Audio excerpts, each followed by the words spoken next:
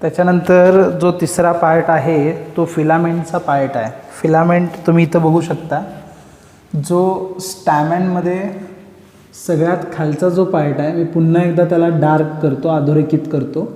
हा जो पार्ट आहे ना, हा दिसतोय तुम्हाला, हा इकडून इथंपर्यंतचा जो पार्ट आहे याला म्हणायचं फिलामेंट. हा सुद्धा रिप्रोडक्शनच्या पार्टमध्ये पार्टिसिपेट करत नाही. याचा ह्युमन जे प्लांटमध्ये रिप्रोडक्शन जे आहे त्याच्यामध्ये काहीच याचा उपयोग नाही आहे. त्यामुळे ह्याच्या कॅपॅबिलिटीज नसल्यामुळे ह्याला स्टेराईल पार्ट असं म्हणतो. म्हणजे फिलामेंट हे कसं आहे, स्टेराईल आहे. It acts as a stock. हा एक काय स्टॉक आहे. ज्या स्टॉकच्या टीपवरती काय प्रेझेंट आहे, अँथरलोब प्रेझेंट आहे. हे स्टॉक का गरजेचं आहे, हे एक ठराविक हाईट देतं आहे अँथरलोबला. आपल्याला माहिती आहे की अँथरलोबमध्ये पोलन ग्रेन्स तयार होतात. मग हे जे पोलन ग्रेन्स तयार होणार आहेत, हे पोलन ग्रेन्स सगळीकडे स्प्रेड होणार. मग फिलामेंट जर समजा उंच असेल तर अँथरलोब हा उंच जाणार आहे. आणि तो उंच असल्यामुळं काय होणार आहे, त्यात जे पोलन ग्रेन्स तयार होणार आहेत ते सगळ्या बाजूला डिस्पर्स होऊन पॉलिनेशन होणार आहे. त्यासाठी फिलामेंटचा आपल्याला उपयोग असतो. तर याच्यानंतरचा जो पार्ट आपल्याला डिटेलमध्ये बघायचा आहे तो अँथरलोबबद्दल बघायचा आहे. तो सगळ्यात महत्त्वाचा पार्ट आहे. Sexual reproduction in flowering plant ह्या टॉपिकला वेटेज जास्त असण्याचं कारण हा फर्टाईल पार्ट आहे. वरचा जो पार्ट आहे तो पार्ट आपल्याला बघायचा आहे, दॅट इज कॉल ॲज अँथरलोब. तो आपल्याला डिटेलमध्ये बघायचा आहे. त्यानंतरचा पार्ट आपल्याला तिसरा पार्ट जो बघायचा आहे तो अँथरलोबचा पार्ट आहे. आता लक्षात ठेवा, हे फिलामेंट आहे. This is call as a filament. हा फिलामेंटचा पार्ट आहे जो स्टेराईल पार्ट आहे. ओके, हा फिलामेंटचा पार्ट आहे. आणि याच्यावरती या पद्धतीनं हा एक लोब आहे आणि हा एक लोब आहे.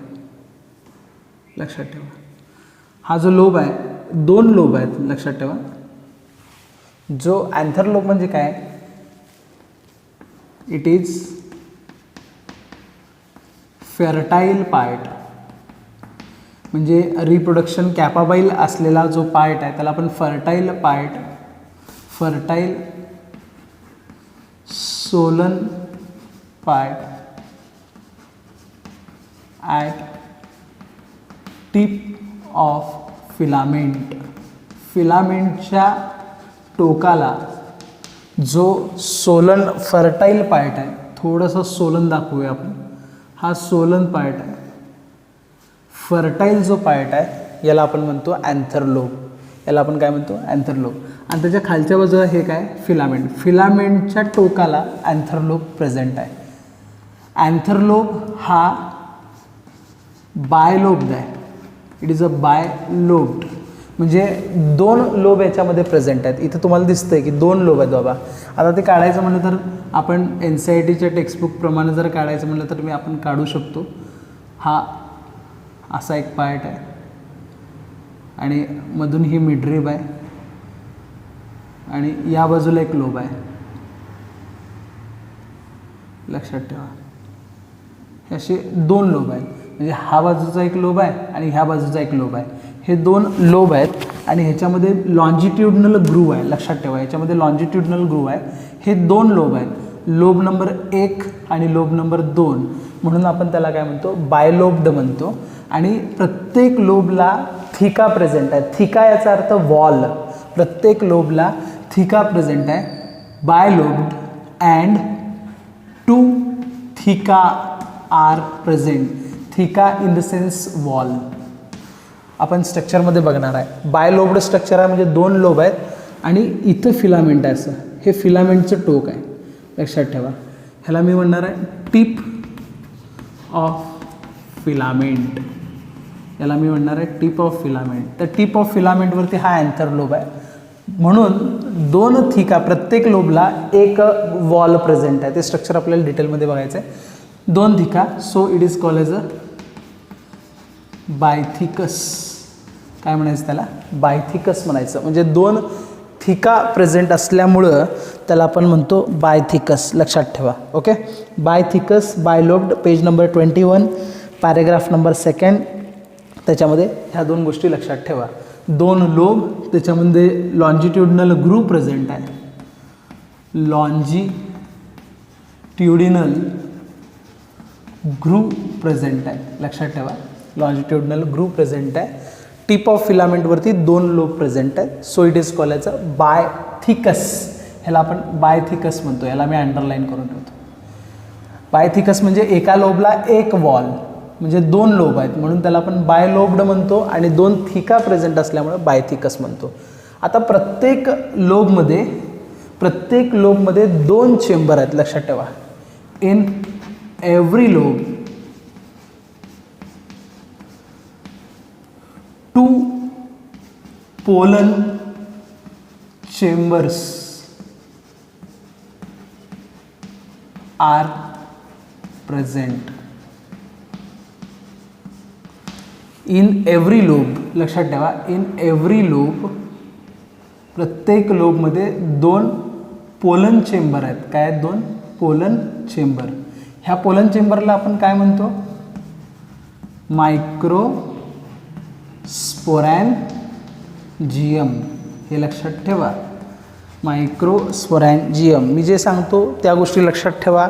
बाकी बायोलॉजीमध्ये तुम्हाला चांगला स्कोअर करण्यासाठी ज्या ज्या गोष्टी महत्त्वाच्या वाटतात त्या सगळ्या गोष्टी मी प्रोव्हाइड करणार आहे. MCQ असतील, पेपर्स असतील, सगळ्याच गोष्टी ह्या लॉकडाऊन पिरियडमध्ये तुम्हाला पुरवण्यासाठी मी सगळ्या गोष्टीची तयारी केलेली आहे. फक्त तुम्ही व्यवस्थित अभ्यास करत राहा आणि वाचन भरपूर केलं पाहिजे. सगळ्या गोष्टी व्यवस्थित समजल्या पाहिजे, त्याकडे लक्ष द्या. मी काय म्हणतो बघा, परत एकदा सांगतो. बायलोब्ड याचा अर्थ 2 लोब. प्रत्येक लोबला एक सेल वॉल आहे, म्हणजे वॉल आहे, नॉट सेल वॉल, वॉल आहे. So it is called as a bithecous. एका लोबमध्ये 2 पोलन चेंबर आहेत. एका लोबमध्ये 2 पोलन चेंबर आहेत. पोलन चेंबरलाच आपण काय म्हणतो? मायक्रोस्पोरॅन्जियम, किंवा त्याला काय म्हणतो? लोक्यूल म्हणतो. काय म्हणतो आपण त्याला? Locule. In every lobe 2 pollen chambers are present respectively. The pollen chambers are also called as a microsporangium or locule.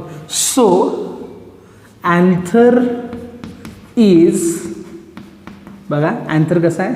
Bilobed, म्हणजे 2 लोब्स आहे. बायलोब्ड डायथिकस और बायथिकस.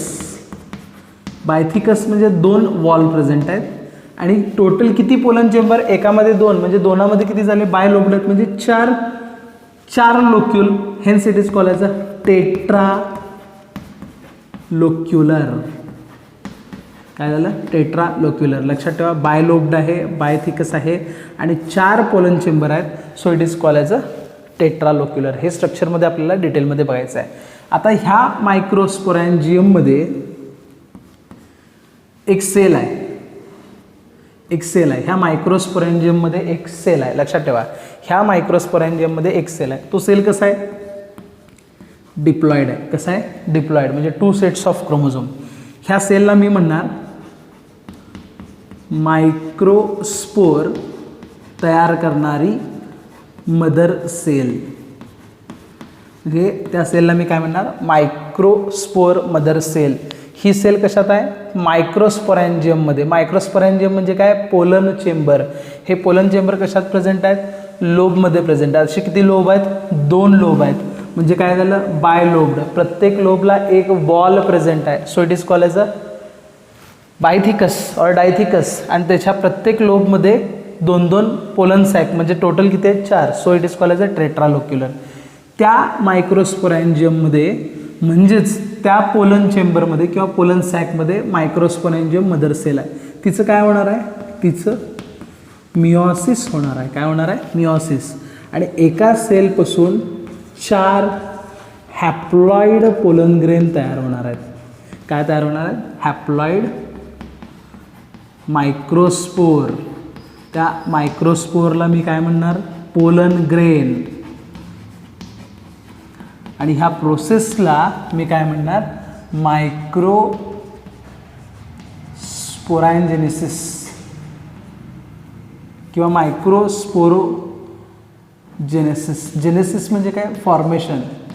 Formation of microspore is called as a microsporogenesis. हे सगळे spores कशात तयार होतात? Anther लोबमध्ये तयार होतात. कळालं का? बघा, मी परत एकदा तुम्हाला सांगतो. हा फर्टाईल जो पार्ट आहे, फिलामेंटच्या टिपला जो फर्टाईल पार्ट आहे, त्या फर्टाईल पार्टला आपण अँथर असं म्हणतो. ह्या पार्टमध्ये पोलन ग्रेन तयार होतात. हे 2 लोब आहेत म्हणून ह्याला बायलोब्ड म्हणतो. ह्या 2 लोबच्या मध्ये एक ग्रू प्रेझेंट आहे, त्याला आपण लॉन्जिट्युडनल ग्रू असं म्हणतो. प्रत्येक लोबला एक बाहेरच्या बाजूने वॉल प्रेझेंट आहेत. म्हणजे टोटल लोब किती आहेत? 2 लोब आहेत. म्हणजे किती वॉल झाले? 2 वॉल झाले. म्हणून त्याला आपण बायथिकस किंवा डायथिकस म्हणायचं, कारण थिका याचा अर्थ काय? वॉल आहे. ओके, बायथिकस आहे.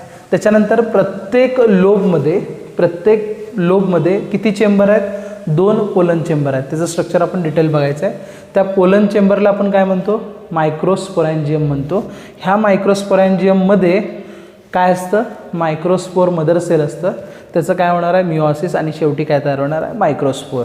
आता हे जे मायक्रोस्पोर्स आहेत ह्याच्यापासून गॅमेट्स तयार होतात. लक्षात ठेवा, इथंपर्यंत पहिल्यांदा लक्षात ठेवा, हे मायक्रोस्पोर तयार झाले. मायक्रोस्पोरला तयार होण्याला आपण काय म्हणतो? मायक्रोस्पोरोजेनेसिस. आणि हे सगळं स्ट्रक्चर अँथरलोब. अँथरलोबबद्दल इन्फॉर्मेशन. आता अँथरलोबचं जे डिटेल स्ट्रक्चर आहे, इंटेरियर अँथरलोब कसा असतो त्याबद्दल आपल्याला बघायचं आहे. त्यानंतर आपण स्ट्रक्चर बघायचं आहे, अँथरलोबचं स्ट्रक्चर डिटेलमध्ये. आता एक गोष्ट लक्षात ठेवा, हा एक लोब आहे. ओके, हा एक लोब आहे आणि ह्याला लागून हा दुसरा लोब आहे. म्हणजे किती झालं? 2 लोब झाले. म्हणजे काय झालं? हे बायलोब झालं आणि बायथिकस झालं आणि टेट्रालोक्युलर झालं. ओके, आणि ह्याच्या खालच्या बाजूला काय आहे? फिलामेंट प्रेझेंट आहे. खालच्या बाजूला काय प्रेझेंट आहे? फिलामेंट. आता ह्या अँथरलोबचं स्ट्रक्चर बघायचं आहे, त्यामुळे मी नाव देणार आहे स्ट्रक्चर ऑफ अँथरलोब. स्ट्रक्चर ऑफ, किंवा नुसतं मी इथं स्ट्रक्चर असं नाव देतो. अँथरलोबचं स्ट्रक्चर एवढं लक्षात ठेवा. आता आतल्या बाजूला काय प्रेझेंट आहे हे बघण्यासाठी मला इथून कट करावं लागेल. असं हे मी इथून मधून कट केलं. कट केल्यानंतर स्ट्रक्चर हे ओपन होतं. कशा प्रकारे ओपन होतं बघा. तर हा एक लोब झाला. बघा, मी मगाशी म्हणत होतो. ओके, हा एक लोब झाला. ह्या एका लोबमध्ये किती चेंबर आहेत? 2 चेंबर आहेत. हा एक लोब झाला. लक्षात ठेवा, सिंगल लोब झाला. आणि हा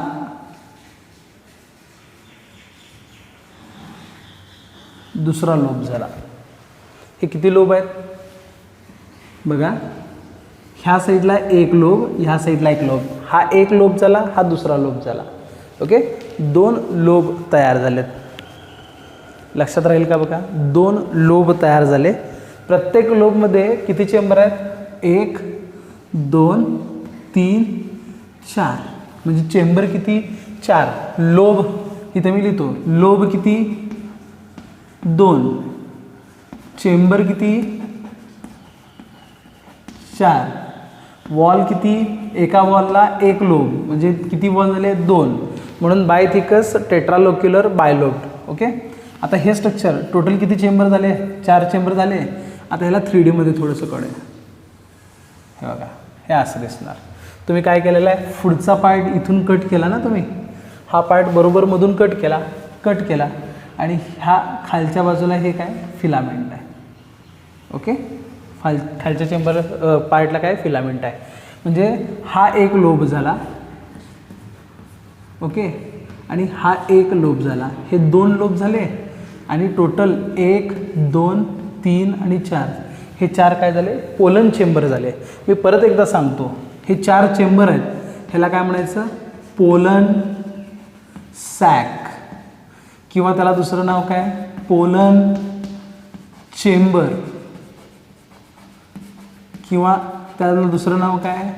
लोक्युलर, किंवा त्याला दुसरं नाव काय? मायक्रो स्पोरॅन्जियम. लक्षात राहील. कुठले कुठले बघा? 1 2 3 4. हे 4 काय? पोलन सॅक किंवा पोलन चेंबर किंवा लोक्यूल, किंवा त्याला काय म्हणतो आपण? मायक्रोस्पोरॅन्जियम. आणि ह्याच्यामध्ये काय तयार होणार आहेत? मायक्रोस्पोर्स तयार होणार आहेत. आता इंटेरियर स्ट्रक्चर आपण सगळं डिटेल बघूया. ही गोष्ट लक्षात ठेवा. आपल्यासमोर डायग्राम अँथरलोबचं कट सेक्शन आपण घेतलेलं आहे. अँथरलोबचं कट सेक्शन तुम्ही बघू शकता डायग्राममध्ये. अँथरलोब कट सेक्शन त्याचबरोबर कट सेक्शन घेतल्यानंतर 4 लोब तुम्हाला दिसायला लागलेत. मी परत एकदा दाखवतो.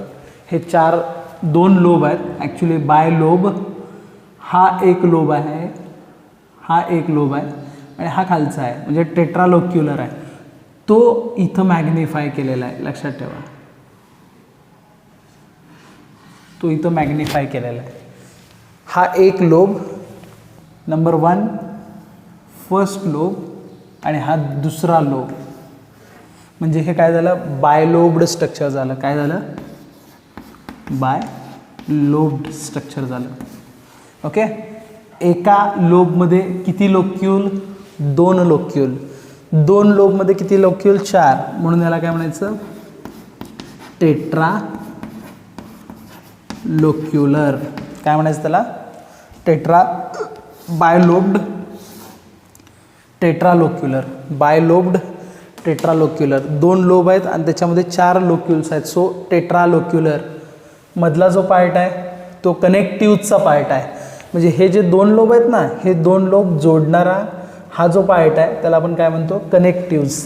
तो कसा पार्ट आहे, तो रिप्रोडक्टिव्हसाठी उपयोगी नाही आहे म्हणून त्याला आपण स्टेराईल पार्ट असं म्हणतो. बाहेरच्या बाजूला लोबला 1, 2, 3 लेयर्स आहेत. पहिला लेयर त्याला मी कॅपिटल ए असं म्हणतो आणि त्याचं नाव सेपरेट मी इकडं लिहितो. पहिला जो लेयर आहे त्याला मी म्हणतो इपिडर्मिस. त्याला पहिला जो लेयर आहे त्याला मी म्हणतो इपिडर्मिस. दुसरा जो आहे त्याला मी बी म्हणतो आणि लेबलसुद्धा देतो बी. त्याला म्हणतो मी एंडोथेशियम. काय म्हणणार मी त्याला, एंडोथेशियम म्हणणार. तिसरा जो पार्ट आहे, तिसरा त्याला मी सी म्हणतो. सी जो पार्ट आहे तो कशाचा आहे, मिडल लेअरपासून तयार झाला आहे. कशापासून तयार झाला आहे, मिडल लेअरपासून तयार झाला आहे. आणि चौथा जो आहे त्याला मी डी म्हणतो. त्याला आपण टॅपेटम असं म्हणतो. 4 लेयर्स प्रेझेंट आहेत, लक्षात ठेवा. काय म्हणायचं, टॅपेटम. आणि त्याच्यानंतर आतल्या बाजूला काय प्रेझेंट आहे, पोलन सॅक. आतल्या बाजूला काय प्रेझेंट आहे, पोलन सॅक. पोलन सॅकलाच मी काय म्हणणार आहे, मायक्रोस्पोरॅन्जियम. काय म्हणणार आहे मी, मायक्रोस्पोरॅन्जियम. ओके. आणि त्याच्यानंतर आतल्या बाजूला एक टिश्यू प्रेझेंट आहे. आतल्या बाजूला एक टिश्यू प्रेझेंट आहे. त्या टिश्यूला मी स्पोरॅन्जिनियस टिश्यू असं म्हणतो. स्पोरॅन्जिनस टिश्यू असं म्हणतो, लक्षात ठेवा. त्याला मी नाव देणार आहे एफ किंवा त्याला लेबल मी करणार आहे, सॉरी, त्याला मी लेबल करतो एफ. याला मी एफ लेबल करतो. याला मी दिलेला आहे ABCDE. ई हा काय आहे, पोलन सॅक आहे. म्हणजे आतल्या बाजूला मी ही पोलन सॅक दाखवतो. पोलन सॅक ह्या स्ट्रक्चरला मी काय म्हणणार आहे, ई म्हणणार आहे. ओके. म्हणजे कट केल्यानंतर एवढे स्ट्रक्चर आपल्याला डिटेलमध्ये बघायचं. आता एक एक लेअरबद्दल इन्फॉर्मेशन आपण घेत जाऊ. याच्यासाठी थोडीशी डायग्राम वेगळी आहे. ती NCERTच्या पेज नंबर 22 वरती दिलेली आहे, तर ते आपल्याला डिटेल बघायची आहे.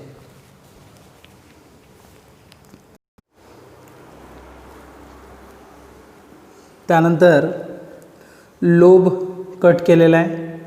एक येलो कलरचं सर्कल दिसतो आहे आपल्याला डायग्राममध्ये.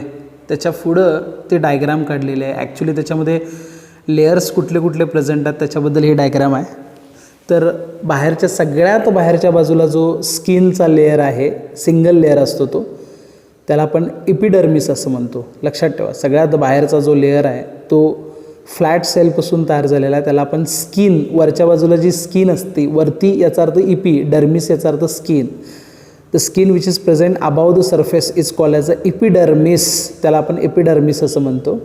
त्याच्यानंतर सिंगल लेयर जो आहे तो एंडोथेशियम म्हणून दुसरा जो लेयर आहे तो प्रेझेंट आहे.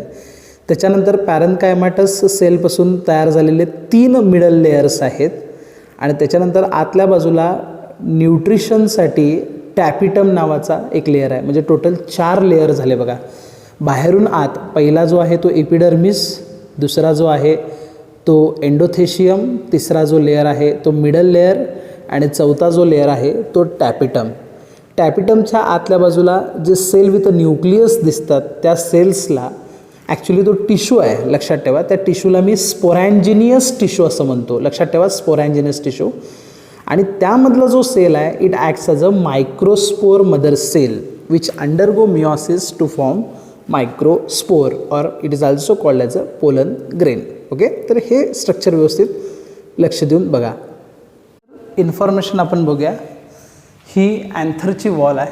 Anther wall mainly consist of 4 layers which are as follows. First is epidermis, second is endothecium, third one is middle layer and fourth one is tapetum. आणि ह्याच्या आतल्या बाजूला पोलन सॅक प्रेझेंट आहे. तर त्यातला पहिल्यांदा आपण बघतो epidermis. Epidermis is actually upper skin is considered as epidermis. ही पूर्ण वॉल आहे. वॉलच्या वरची जे सगळ्यात it is outer most common wall layer, outer most common wall layer. लक्षात ठेवा, सगळ्यात बाहेरच्या outer most common wall layer जे आहे त्याला आपण काय म्हणतो, इपिडर्मिस असं म्हणतो. It mainly consist of flattened cell, consist of flat cells. आणि बाहेरच्या बाजूला असल्यामुळे याचं फंक्शन असणार आहे प्रोटेक्शन, म्हणजे प्रोटेक्टिव्ह इन फंक्शन. सगळ्यात बाहेरच्या बाजूला प्रेझेंट आहे, so it is protective in function. बाहेरच्या बाजूला प्रेझेंट असल्यामुळं तिला प्रोटेक्शन हे तिचं सगळ्यात महत्त्वाचं फंक्शन आहे. त्याच्यानंतर आहे एंडोथेशियम. बघा डायग्राममध्ये आतल्या बाजूला जे प्रेझेंट आहे त्याला आपण एंडोथेशियम असं म्हणतो, लक्षात ठेवा, एंडोथेशियम. सेकंड एंडोथेशियम कुठं प्रेझेंट आहे बघा, endothecium present inner to the inner side of epidermis. इपिडर्मिसच्या बाहेरच्या बाजूला, आतल्या बाजूला हे इपिडर्मिस आहे, त्याच्या आतल्या बाजूला हा जो सगळा लेअर आहे तो एंडोथेशियमचा लेअर आहे. It consist actually epidermis common for 4 pollen sac. It is common for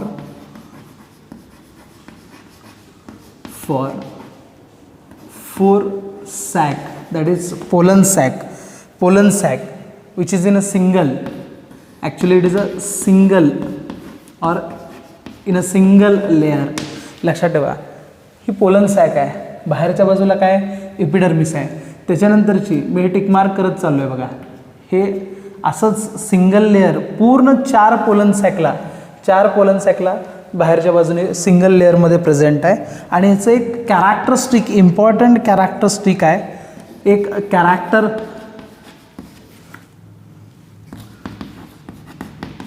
characteristic सगळ्यात इम्पॉर्टंट काय आहे तर ह्या वॉलमध्ये कॅलोज थिकनिंग आहे. ह्याला अंडरलाईन करून ठेवा. ह्यामध्ये कॅलोज थिकनिंग आहे, कॅलोज, लक्षात ठेवा, कॅलोज थिकनिंग आहे, सगळ्यात महत्त्वाचं आहे callose thickening. The cells of endothecium situated in a shallow groove between 2 microsporangium remain thin walled and represent the line of dehiscence. तुम्हाला मी लाईन ऑफ डेहिसन्स सांगणार आहे. फायब्रस थिकनिंगबद्दल आपण सांगायला लागलो आहे, ज्याला आपण कॅलोज थिकनिंग किंवा त्याला आपण फायब्रस थिकनिंगसुद्धा असं म्हणतो. आणि हे हायग्रोस्कोपिक नेचरमध्ये असतं, हायग्रोस्कोपिक स्ट्रक्चर आहे. सगळ्यात महत्त्वाचं लाईन ऑफ डेहिसन्ससुद्धा आपल्याला बघायचं, हायग्रोस्कोपिक नेचर आहे.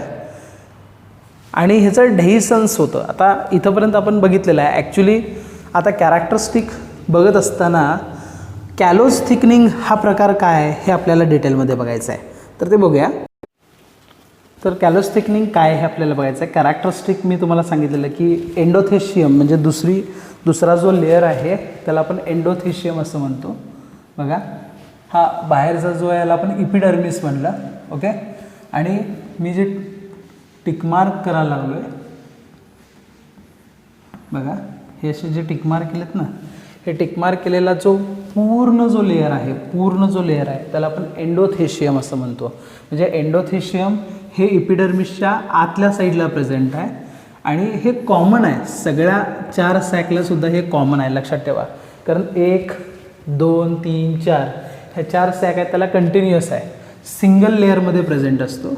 सगळ्यात महत्त्वाचं आहे. आता ह्याचं कॅरेक्टरिस्टिक काय, एंडोथेशियमचं कॅरेक्टरिस्टिक काय हे आपल्याला डिटेलमध्ये बघायचं आहे. त्याचं कॅरेक्टरिस्टिक म्हणजे काय, तर त्याच्याकडं कॅलोज प्रेझेंट आहे, लक्षात ठेवा. कॅलोज प्रेझेंट आहे. आणि कॅलोज हा कसा आहे, कॅलोज हा काय, शुगर आहे, म्हणजेच काय, पॉलीसॅकराईड आहे, पॉलीसॅकराईड. आणि त्याचं नेचर हे हायग्रोस्कोपिक आहे. हायग्रोस्कोपिक म्हणजे जो एखादा पदार्थ किंवा जो एखादा पार्ट वॉटर ॲब्सॉर्ब करतो त्याला आपण हायग्रोस्कोपिक असं म्हणतो. त्या नेचरला आपण काय म्हणतो, हायग्रोस्कोपिक म्हणतो. दुसरा लेअर एंडोथेशियमबद्दल आपण बोलतोय. The cell of endothecium situated in shallow groove between 2 microsporangium. आता मी तुम्हाला डायरेक्ट एक गोष्ट सांगतो की हे अशा पद्धतीचं आहे. ही एक लोब झाला आणि हा दुसरा लोब झाला, हा दुसरा लोब आहे. हां, तर कसं आहे, एंडोथेशियमचा लेअर पूर्ण प्रेझेंट आहे, सिंगल लेअरमध्ये सगळीकडे प्रेझेंट आहे आणि त्याच्यामध्ये कॅलोज हायग्रोस्कोपिक नेचर आहे. आता आतल्या बाजूला पोलन ग्रेन तयार झाले, आतल्या बाजूला सगळीकडे पोलन ग्रेन तयार झाले. समजा यामध्ये इथं पोलन ग्रेन तयार झाले, या सगळ्या साईडमध्ये पोलन ग्रेन तयार झाले. आता हे पोलन ग्रेन बाहेर पडणार कुठून, हे पोलन ग्रेन्स बाहेर कुठून पडणार, तर त्यासाठी स्टोमियम नावाचा एक प्रकार असतो. हे बघा, हा जो पार्ट आहे ना, ह्याला आपण स्टोमियम असं म्हणतो. शॅलो ग्रूव प्रेझेंट आहे, हे दिसतंय, शॅलो ग्रूव. डीप ग्रूव म्हणजे ही, डीप म्हणजे सगळ्यात आत गेलेली, आणि वरच्यावर जर असेल तर त्याला आपण काय म्हणतो, शॅलो ग्रूव. लक्षात ठेवा, त्या पार्टला आपण काय म्हणतो, स्टोमियम. म्हणजे आतल्या बाजूला समजा पोलन ग्रेन्स तयार झाले की ते पोलन ग्रेन हे फुटतं इथून, हे इथून काय होतं, फुटतं आणि ह्यातनं पोलन ग्रेन्स बाहेर पडतात. जिथून ते फुटतं त्याला आपण डेहिसन्स, लाईन ऑफ डेहिसन्स असं म्हणतो. लक्षात ठेवा, लिहून ठेवा, मी सांगतोय ते सगळ्यात महत्त्वाचं आहे. Spreading of pollen grain from anther is called as a dehiscence. लक्षात ठेवा, त्याला आपण म्हणतो डेहिसन्स. स्प्रेडिंग पोलन ग्रेन जे अँथरलोबमधून बाहेर पडतात त्याला आपण डेहिसन्स म्हणतो. लाईन ऑफ डेहिसन्स म्हणजे काय, जिथनं ते फुटतंय त्या लाईनला आपण लाईन ऑफ डेहिसन्स म्हणायचं आणि सगळे पोलन ग्रेन्स इथून बाहेर स्प्रेड होतात किंवा बाहेर पडतात. तर तिथं एंडोथेशियम सेलचं जे काय थिकनिंग असतं ते थोडंसं कमी असतं, म्हणजे थिन असतं. ही गोष्ट लिहून ठेवा, मी सांगतो ती. The cells of endothecium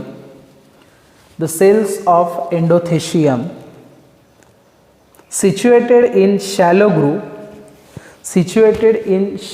groove. हे बघा, इथं ही शॅलो ग्रूव आहे. सिच्युएटेड इन शॅलो ग्रूव, ही शॅलो ग्रूव आहे. The cells of endothecium situated in shallow groove between 2 microsporangium. वरच्या बाजूला एक मायक्रोस्पोरॅन्जियम आहे, खालच्या बाजूला एक मायक्रोस्पोरॅन्जियम आहे. परत एकदा सांगतो, cells of endothecium situated in shallow groove between 2 microsporangia remain thin walled and represent line of dehiscence. Okay, परत एकदा मी सांगतो. आता थोडंसं स्ट्रक्चर पुसूया आणि परत काढूया. ओके, हे बघा,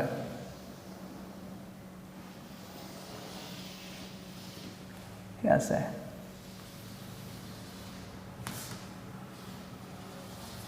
हे असं आहे.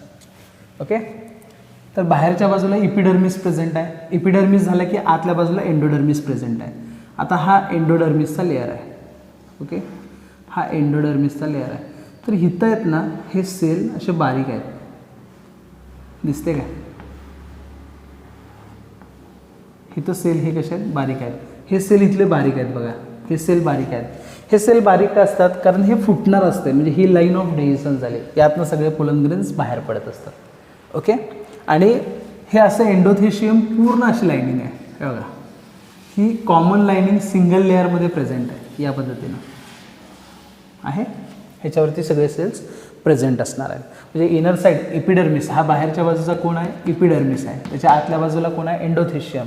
आणि कॅलोज थिकनिंग, कॅलोज हे पॉलिसॅकराइड आहे, ज्याचं नेचर हायग्रोस्कोपिक आहे. हायग्रोस्कोपिक म्हणजे काय, ज्याच्याकडं पाणी ॲब्सॉर्ब, हायग्रोस्कोपिक याचा अर्थ काय, ज्याच्याकडं पाणी ॲब्सॉर्ब करण्याची जी क्षमता असते त्याला आपण हायग्रोस्कोपिक असं म्हणतो. Fibrous thickening and hygroscopic nature, ते फायब्रस थिकनिंग जे आहे कॅलोजचं आणि हायग्रोस्कोपिक नेचर, याचा उपयोग काय होतो, डेहिसन्स म्हणजे अँथरलोब मॅच्युरिटीला आला, मॅच्युअर झाला की त्यातून सगळे पोलन ग्रेन बाहेर पडतात. त्यावेळेस डेहिसन्स होण्यासाठी म्हणजे ते फुटण्यासाठी किंवा बाहेर पडण्यासाठी ह्या हायग्रोस्कोपिक नेचरचा उपयोग होतो. तर हे पूर्ण, हा जो पूर्ण पार्ट आहे तो एंडोथेशियमचा आहे. तिसरा जो पार्ट आहे तो मिडल लेअरचा पार्ट आहे, तो आपण डिटेलमध्ये बघूया. तिसरा जो पार्ट आहे तो मिडल लेअरचा पार्ट आहे. इथं लक्षात येईल डायग्राममध्ये 1, 2 आणि 3 हे तिन्ही मिळून याला आपण काय म्हणतो, मिडल लेयर. काय म्हणतो आपण त्याला, मिडल लेयर असं म्हणतो.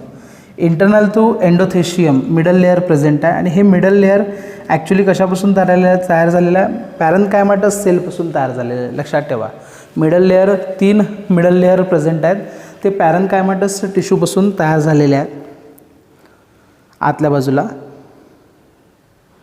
आणि जसजसं अँथर मोठं होत जातं आहे, जसजसं आता बघा याच्यामध्ये मिडल लेयर हे ॲक्च्युली किती लेयर आहे, 3 लेयर्ड स्ट्रक्चर.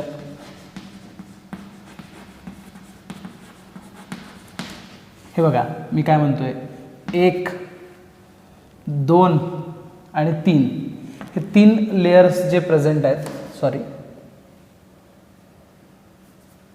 1 हे 2 आणि 3, म्हणजे पहिल्यांदा एपिडर्मिस नंतर एंडोडर्मिस, 1, 2, 3 लेयर आहे, त्याला मिडल लेयर असं म्हणतो. आणि it degenerate at anther maturity. ज्यावेळेस अँथर मॅच्युरिटीला येतं त्यावेळेस ते डिजनरेट होतं. ओके, सगळ्यात महत्त्वाचं आहे. आणि सगळ्यात शेवटचा जो लेयर आहे तो टॅपिटम आहे. तो काय, टॅपिटम याचा अर्थ काय, तर टॅपिटम हा आता आतल्या बाजूला इथं कुठली टिश्यू आहेत, स्पोरॅन्जिनस टिश्यू, त्याच्या बाहेरच्या बाजूचा जो लेयर असतो त्याला टॅपिटम लेयर म्हणतात. हा न्यूट्रिटिव्ह लेयर आहे. याचा अर्थ तो कुणाचं तरी न्यूट्रिशन करतो. मग कुणाचं न्यूट्रिशन करतो, तर आतल्या बाजूला पोलन सॅक आहे, पोलन सॅकमध्ये पोलन ग्रेन्स आहेत. मग पोलन ग्रेन्स तयार जे होतात किंवा पोलन ग्रेन्स ज्याच्यापासून तयार होतात त्याचं न्यूट्रिशन करायचं काम कोण करतोय, टॅपिटम करतोय. म्हणून त्याला आपण काय म्हणतो, न्यूट्रिशियस लेअर और न्यूट्रिटिव्ह लेअर असं आपण देखील म्हणतो. सेल हे टॅपिटमचे सेल हे लार्ज असतात. The cells are larger. टॅपिटमचे सेल हे लार्जर असतात. त्याचबरोबर त्याच्यामध्ये डेन्स सायटोप्लाझम आहे, कारण तो दुसरं कुणाचं तरी न्यूट्रिशन करणार म्हटल्यानंतर त्याचा जो सायटोप्लाझम असणार आहे तो कसा असणार आहे, डेन्स सायटोप्लाझम असणार आहे. आणि एकतरी तो डिप्लॉईड सेल असतो, म्हणजे 2 सेट्स असतात, किंवा पॉलीप्लॉईड सेल असतो, म्हणजे भरपूर न्यूक्लियस असतात. एकतरी डिप्लॉईड असतो किंवा पॉलीप्लॉईड असतो. ओके. आणि हा जो सेल आहे हा लेअर इथं प्रेझेंट आहे जो न्यूट्रिशनला हेल्प करतो. लक्षात ठेवा, जो न्यूट्रिशनला हेल्प, म्हणजे सगळ्यात बाहेरचा लेअर एपिडर्मिस, त्याच्यानंतर एंडोथेशियम, तिसरा मिडल लेअर आणि चौथा टॅपिटम. टॅपिटमच्या आतल्या बाजूला काय प्रेझेंट असणार आहे, स्पोरॅन्जिनस टिश्यू. त्या स्पोरॅन्जिनस टिश्यूचं न्यूट्रिशन कोण करतं, टॅपिटम करतो. म्हणून टॅपिटमला आपण काय म्हणतो, न्यूट्रिटिव्ह सेल असं म्हणतो. लक्षात ठेवा. आणि सगळ्यात महत्त्वाचं, अजून एक सगळ्यात महत्त्वाचं फंक्शन, जे सगळ्यात महत्त्वाचं आहे, टॅपिटम काय तयार करतो,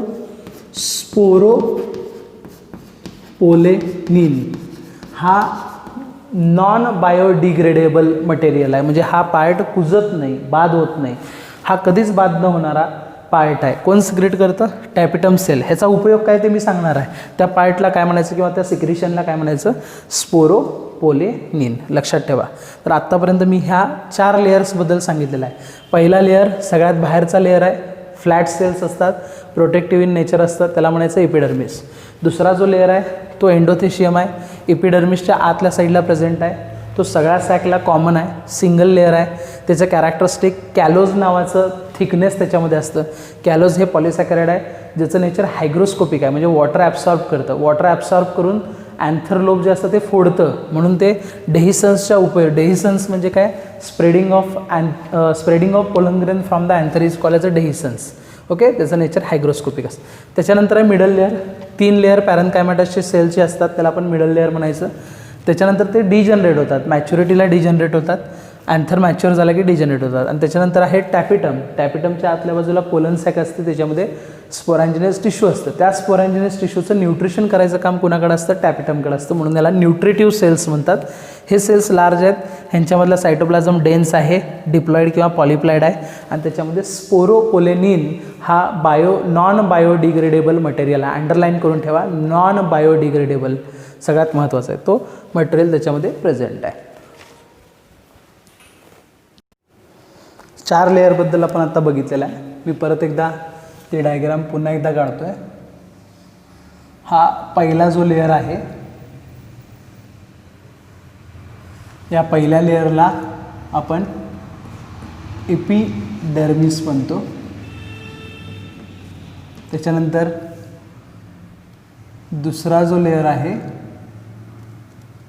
त्या दुसऱ्या लेअरला आपण एंडोथेशियम म्हणतो. तिसरा जो लेअर आहे त्याला आपण मिडल लेअर असं म्हणतो. तो 3 लेअरपासून तयार झालेला आहे.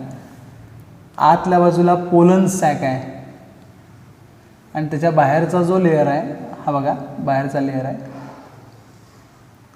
हा बाहेरचा जो लेअर आहे ह्याला आपण टॅपिटम म्हणतो. हे 4 लेअर आपण डिटेलमध्ये बघितलेत. टॅपिटम, एपिडर्मिस, एंडोथेशियम, मिडल लेअर आणि टॅपिटम. आता आतल्या बाजूला जी सॅक प्रेझेंट आहे त्या सॅकला पोलन चेंबर म्हणा किंवा पोलन सॅक म्हणा, किंवा आपण एक शब्द वापरू शकतो, त्याच्यामध्ये मायक्रोस्पोर तयार होणार आहेत ना, म्हणजे मायक्रोस्पोरॅन्जियम. काय म्हणू शकतो आपण? स्पोरॅन्जियम म्हणजे काय? Spore sack. मायक्रोस्पोर तयार होणारी स्पोर सॅक, म्हणून त्याला आपण काय म्हणतो? मायक्रोस्पोरॅन्जियम. आता ह्या मायक्रोस्पोरॅन्जियममध्ये आता हे स्ट्रक्चर मी इथं घेतो आहे, बघा दिसतंय. हे टॅपिटम प्रेझेंट आहे आणि हे जे आहे ही सॅक प्रेझेंट आहे. लक्षात ठेवा, ही मायक्रोस्पोरॅन्जियम प्रेझेंट आहे आणि बाहेरच्या बाजूला काय प्रेझेंट आहे? टॅपिटम प्रेझेंट आहे. ओके, न्यूट्रिटिव्ह लेअर आहे. तर आतल्या बाजूला टिश्यू प्रेझेंट आहे. आतल्या बाजूला मी आता इथं काढायला लावलं हे सगळं टिश्यू आहे. The group of cell is called as a tissue. ह्या टिश्यूला मी नाव देणार आहे स्पोरोजिनियस टिश्यू. स्पोर्स तयार होतात ना त्याच्यापासून, म्हणून मी याला म्हणणार आहे स्पोरोजिनस टिश्यू. आणि टिश्यू हा कशापासून तयार झालेला असतो? Group of cell. मग त्यातला सिंगल सेल जो असतो त्याला आपण काय म्हणतो? मायक्रोस्पोर. बघा, सिंगल सेल कशातला? स्पोरॅन्जिनियस टिश्यूमधला सिंगल सेल, त्याला मायक्रोस्पोर मदर सेल असं म्हणतो. काय म्हणतो आपण त्याला? Microspore mother cell. लक्षात ठेवा, ह्यात मायक्रोस्पोर मदर सेल आहे. आणि भरपूर microspore mother cell, the group of cell is called as a sporogenous tissue. त्या स्पोरॅन्जिनियस टिश्यूमधला एक सेल जर घेतला तर त्याला आपण काय म्हणतो? मायक्रोस्पोर मदर सेल म्हणतो. हा जो सेल आहे हा सेल कसा असणार आहे? डिप्लॉइड असणार आहे. कसा असणार आहे? डिप्लॉइड. आणि ह्या सेलचं काय होतं? मिओसिस होतं. ह्या सेलचं काय होणार आहे? मिओसिस होणार आहे. आणि 4 पोलन ग्रेन तयार होणार आहे. 4 तयार होतात म्हणून ह्याला पोलन टेट्राड. टेट्राड म्हणजे काय? चार. टेट्रा म्हणजे काय? चार.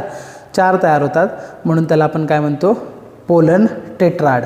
आणि हे सगळे पोलन टेट्राड म्हणजे पोलन ग्रेन हे कसे असतात? हॅप्लॉइड असतात. म्हणजे डिप्लॉइडचं काय झालं? हॅप्लॉइड. म्हणजे डिव्हिजन कुठली झाली? मिओसिस डिव्हिजन झाली. म्हणून ह्या प्रोसेसला आपण मायक्रोस्पोरॅन्जेनेसिस म्हणतो. मायक्रोस्पोरॅन्जेनेसिस म्हणजे formation of microspore is called as a microsporogenesis. Genesis म्हणजे फॉर्मेशन. मायक्रोस्पोर मदर सेल जिथं तयार होती ती प्रोसेस आहे. त्या प्रोसेसला आपण काय म्हणतो? मायक्रोस्पोरॅन्जेनेसिस. इथं अंडरलाईन करतो बघा. Microsporogenesis. Formation of pollen grain is called as a microsporogenesis. परत एकदा रिकॅप सांगतो. बाहेरच्या बाजूला पहिला जो लेअर आहे त्याला म्हणायचं इपिडर्मिस, जो प्रोटेक्टिव्ह लेअर आहे. त्याच्यानंतर कॅलोस थिकनिंगचा जो लेअर आहे तो एंडोथेशियम. तिसरा जो लेअर आहे तो पॅरनकायमाटा सेलपासून तयार होतो. आणि ज्यावेळेस अँथर मॅच्युअर होतं त्यावेळेस तो डिजनरेट होतो, त्याला मिडल लेअर म्हणायचं. आणि चौथा न्यूट्रिटिव्ह जो आहे, आतल्या बाजूला स्पोरॅन्जिनस टिश्यूचं न्यूट्रिशन करणारा जो लेअर आहे त्याला आपण टॅपिटम म्हणतो. असे टोटल 4 लेयर्स प्रेझेंट आहेत. आतल्या बाजूला पोलन चेंबर, पोलन सॅक किंवा त्या पोलन सॅकला आपण मायक्रोस्पोरॅन्जियम असं म्हणतो. मायक्रोस्पोर म्हणजे छोटा स्पोर.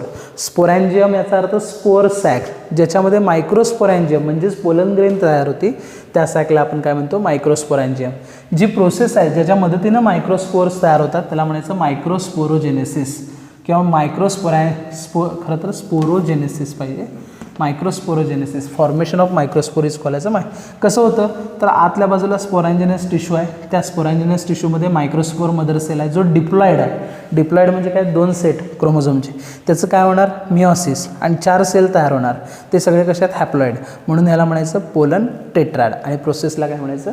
मायक्रोस्पोरोजेनेसिस. समजलं? तर हे झालं अँथरलोबबद्दल. याच्या पुढचं जे लेक्चर आपण बघणार आहे ते लेक्चर आपण पोलन ग्रेन रिलेटेड बघणार आहे. ॲक्च्युली पोलन ग्रेन कसा असतो हे आपल्याला बघायचं आहे. ओके.